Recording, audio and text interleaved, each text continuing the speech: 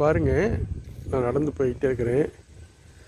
விதவிதமான மரங்கள் சாலை ஓரத்தில் நெருக்கமாக இருக்குது. மரம் அழகாக இருக்குது பாருங்கள். அப்படியே மெழுகுவர்த்தியை வரிசையாக கொளுத்தி வச்ச மாதிரி.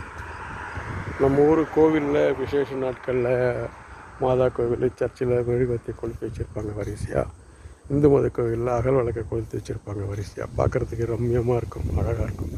அகல் விளக்குடைய விளக்கை பார்த்து ரசிக்கலாம், மெழுகுவர்த்தியுடைய ஃப்ளேம் பார்த்து ரசிக்கலாம். காற்றுல ஆடும்போது பார்க்குறதுக்கு ரொம்ப சூப்பராக பரவசமாக இருக்கும், சந்தோஷமாக இருக்கும், மனதுக்கு இதமாக இருக்கும். அதே மாதிரி இந்த மரங்களை பாருங்கள். இப்போ அந்த ஃபுட்பாத்தை நடந்துக்கிட்டு அந்த மரங்களை நான் காமிக்கிறேன். அந்த மரங்கள் வந்து காற்றுல எவ்வளோ அருமையாக ஆடுது பாருங்கள். நல்லா ஆடிட்டுருக்கு. ஒவ்வொரு மரம் ஒவ்வொரு விதமான மரம். எல்லா மரமும் விதவிதமான மரங்கள் இந்த காற்றுல சூப்பராக அசைஞ்சு ஆடுது பாருங்கள்.